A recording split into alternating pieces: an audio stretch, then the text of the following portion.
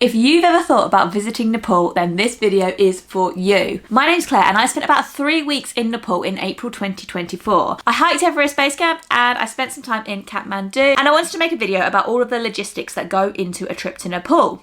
So we're going to talk about flights, visas, money, communication, where to stay, places to visit, things to do, safety and etiquette. So it's quite a lot to get through. This is obviously just a caveat. I was only in Nepal for 3 weeks. I'm not an expert, but this is everything that I picked up from my trip there. So hopefully it will be of some help. So the first thing that we're going to talk about is flights. So you'll likely land in Kathmandu Airport.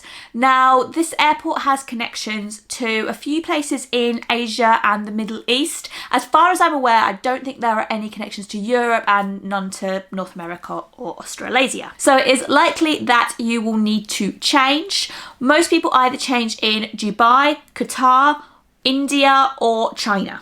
So you will likely fly to one of these destinations first and then, change aircrafts and land in Kathmandu. When you arrive in Kathmandu, you can get a taxi. Taxis are generally safe in Kathmandu, but you might need to haggle a little bit to get the right price. You can also arrange pickup. Most hotels will provide pickup for you if you ask them in advance. If you're doing a trekking tour, they should also include pickup. Visa-wise, you can apply for the Nepal visa online ahead of time, but I actually wouldn't recommend it. So I actually did apply for the Nepal visa before I landed in the country, and it looked like it was approved and everything, but I hadn't paid for it. And when I arrived, I was told just to do the visa on arrival. So I just save yourself time and just do the visa on arrival. It's pretty easy. There are some machines in the airport and you just input your details, get a receipt, pay for it, and then you have the visa. It's pretty easy to do.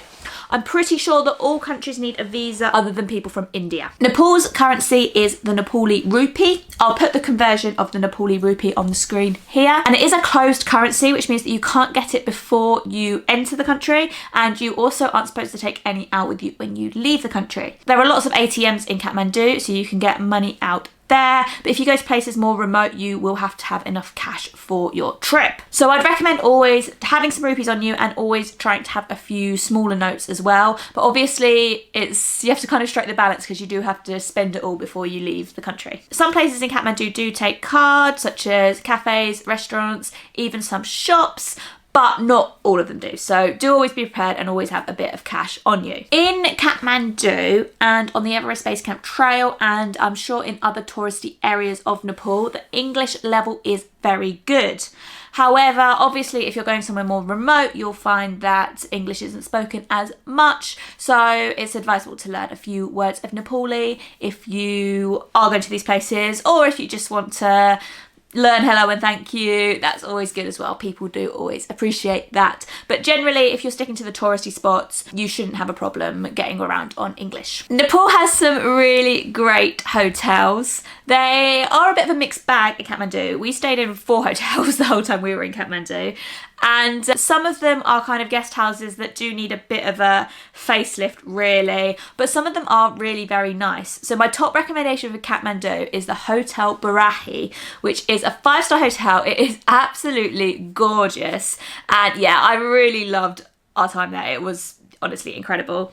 There's also Hotel Yak and Yeti, which is quite famous in Kathmandu. It's also a 5-star, although I'd say it seems a bit more like a 4-star. It has a bit more period decor, feels a bit more old worldy, but is very nice. We spent a night there as well. Then we also stayed in Hotel Manang and Kailash Kuti Hotel. These hotels are right in Tamil, which is the touristy district of Kathmandu, and they were both okay, but they needed a bit of a facelift, really. Manang was okay and was good for the price. I personally wouldn't recommend Kailash Kuti. We stayed there after we got back from the Everest Base Camp hike, and we were woken up at 5 in the morning by building work, which was a bit of a nightmare. So yeah, if you want somewhere on a budget, maybe choose Hotel Manang. But if you want to splash out a little bit, because it's not that expensive, I would really recommend Hotel Barahi. I'll put all the links to the hotels in the description. If you do use those links to make a booking, I get a small commission at no extra cost to you, and it's just one of the ways that I keep this channel going. So let's talk a bit about the places to visit and the things to do in Nepal. So I can't personally talk about all of these because I didn't actually make it that far out of Kathmandu on my last week in Nepal. So I did the Everest Base Camp trek, came back to Kathmandu, ended up rather unwell, had hives all over my body. I had to go to hospital, was put on an IV, and then I was discharged but was recommended to stay in Kathmandu. However, we did do a bit of research and we really wanted to go to Chitwan, which is the largest or oldest, either the largest or the oldest national park in Nepal, and you can go on safari there. It's a different climate to the mountainous areas of Nepal. It's very, very warm. You can go on safari, you can see elephants, you can see all sorts of different animals, and there's even the chance that you might see a tiger. A small chance, but there is a chance. The other place that we were looking at going was Pokhara, and this is more in the mountains. You can do short hikes from Pokhara, and there's all sorts of adventure activities you can do there as well. Then obviously there's the hikes. We did the Everest Base Camp Trail, which I really enjoyed. It was a big bucket list activity for me, so I'm glad I did do that one. But other options include Annapurna Base Camp, Annapurna Circuit, or Langtang Valley. Langtang Valley is the shortest. I think it's only about 5 or 6 days. Annapurna Base Camp, I believe, is quite difficult, and the Annapurna Circuit, I think, is a bit mixed, but I think it's quite a long hike. So I was happy that we did Everest Base Camp. Now I've done it, I probably would only do a short hike now. I think that was a big tick on my bucket list, and I'm glad I've done it. But I don't feel a huge urge to do another huge multi-day hike in Nepal. But it's definitely worth scheduling at least one. One thing I really would recommend though, if you're going to Nepal, is to have at least a week between doing a hike and doing anything else. You will be knackered. We spent a week in Kathmandu because I got poorly. But I think part of it was my body just crying out for rest. So do schedule a bit of time to unwind after your hike. Don't try and rush into anything. All of my videos are the things that we got up to in Nepal. For example, all of the Everest Base Camp vlogs and my Kathmandu video are already live, so do check those out for an idea of some of the best things to do in the places we visited. Let's talk a little bit about safety.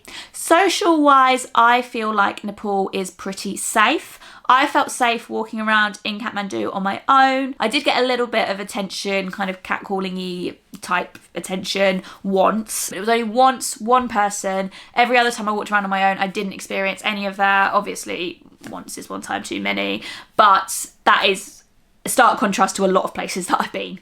So I personally would be happy to go back to Nepal as a solo female traveller. I take my normal precautions, which involve not walking around on my own at night, staying in a secure hotel, etc, etc. These are just things that I always do when I travel solo. The roads in Nepal are probably the most dangerous thing about the country. They are pretty hair-raising. The drivers know what they're doing, but yeah, it can be quite chaotic, and obviously the chance of anything happening is minimal, but yeah, they can be nail-biting, we'll just say that. The flights are, you do hear the odd incident about the flights, but these are very few and far between. I wouldn't let that stop me from enjoying the country, and I say that as someone who's terrified of flying. We flew to Lukla, which is known as the most dangerous airport in the world, and it was terrifying, but I saw it as a kind of necessary evil to be able to do that Everest Base Camp trek, and I'm glad that I did it. Natural disasters, of course, can happen in Nepal. Obviously, there was the huge earthquake. When was it? About 8 years ago, and you can still really see the scars of that today. It's very sad, and yeah, that can happen, but again, you'd have to be very unlucky for it to happen while you were there. There's a few initiatives, I'll put some details in the description, that you can take part in and donate to in Kathmandu that's to help people who are still suffering from the earthquake, so that is a really good thing to support as well. So yeah, in general, I felt like Nepal was quite safe. Some things to consider, but nothing major. And the last thing really that I wanted to talk about was etiquette. So there are a few things to consider when it comes to etiquette, and if you know any more, please write them in the comments, because obviously I was only there for a few weeks. I didn't learn everything. Also, I might not remember everything that I learned while I was there. But off the top of my head, some of the things that I can remember are, if you are going around a religious site, it's very important to go around it clockwise rather than anti-clockwise. That is the tradition. It's important to take your shoes off when you go into someone's home, or sometimes in restaurants you'll be asked to take your shoes off. Sometimes you'll be given slippers to wear. When you're eating, if you're eating with your hands, it is respectful to only eat with your right hand. That is the custom there. If you're eating in a restaurant, then no one's going to really pick you up on it, but if you are eating with Nepali people, that is a good one to remember. And I believe it is important to not kind of point your feet at anyone or have the soles of your feet pointed, like facing anyone. And the same goes in religious sites. I don't think it's the done thing to have your soles of your feet pointing to a religious site. Dress wise, it's fairly conservative. There's no set rules on what you can and can't wear or anything, but personally I would avoid wearing anything that is too revealing just because it isn't the culture there. Obviously there is much more in terms of etiquette. Those are the things that I can remember off the top of my head, but yeah, like I say, if you know of any more, please do write them in the comments. I'd be happy to hear them, and hopefully, you know, there might be some stuff that I can take on board for when I next go to Nepal. It's also always really polite to say namaste to everyone, and yeah, it's a nice greeting to give to people when you see them. And yeah, I think that is pretty much everything in my sort of basics guide to Nepal. As I say, I didn't spend too much time there, but that is everything that I picked up. I absolutely love Nepal. I had a really great time there, and I found the nature so beautiful, the culture so wonderful, and I really can't wait to return. I want to go back and go to Chitwan and go to Pokhara. Yeah, stay tuned for that, I guess.